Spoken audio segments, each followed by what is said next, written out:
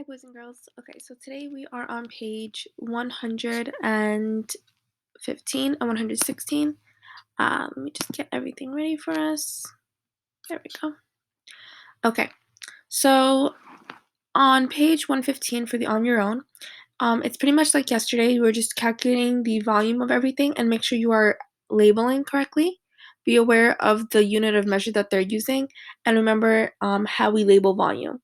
If you need a refresher on that, go back to yesterday's video.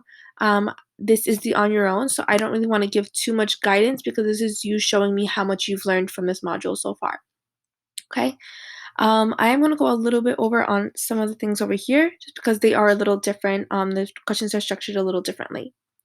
So here Jason has a gift boxes with the same dimensions as the one that is shown. So this is a gift box that he has. He has a bunch of these and they all have the measurements of 6 inches in length, 4 inches in height, and 4 inches in width. He fits all of his boxes exactly into a larger box with a volume of 1,152 cubic inches. Okay, so he has all these boxes that go into a much bigger box. Okay, and the volume of that much bigger box that they all go into is this. Okay, he wants to know how many gift boxes are inside of that larger box. Remember, they fit exactly in. Okay, so we want to know how many boxes of these, how many of these gift boxes can I fit into this large box that he's putting them all in. Okay, so think about what you have to do. Okay, 15. There's a closet in the shape of a right rectangular prism, so just like all the shapes we've been working with. The area of the floor is 9 square feet, or 9 feet squared. Okay. The volume of the closet is 72 cubic feet. It wants to know what's the height. Okay, so I'm going to give you a hint or a tip here. What you should be doing is writing out the formula for both area and the formula for volume, and then fill in what you have and see what you don't have. Okay, and then figure out what can you do to figure out that missing piece.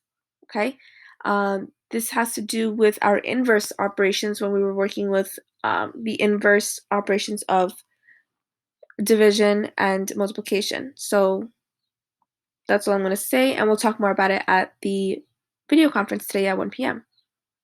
Okay, again here, it's all about finding the unknown number. It tells you what the volume is. You have to figure out the missing piece. Okay, the same thing here. It tells you what the volume is. You need to figure out the missing piece.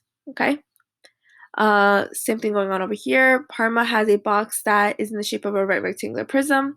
The length of the box is twice the height. So here they're giving you a bunch of like clues and riddles. You have to try to figure out the key words. Okay, so here I know my length is, so length equals twice the height, so 2 times the height. The length is also 6 inches longer than the width, and the height is, now they're telling me what the height is, 8 inches. Okay, it wants you to figure out the volume. Okay, so it gave you the clues of how to figure out each of these measurements. It tells you that height is 8 inches, the length is 6 inches longer than the width, and the length of the box is twice the height. Okay, so use those clues to try to figure out what are your dimensions, your length, width, and height, and then figure out the volume. Do not forget to label. Okay, and finally for number 19, circle all. So that tells me there's more than one option here. That could be the dimensions of a right rectangular prism with a volume of 192. So which of these 6 options gives you a volume of 192 cubic feet? Okay, and it says all, so that tells me that there's more than one option there.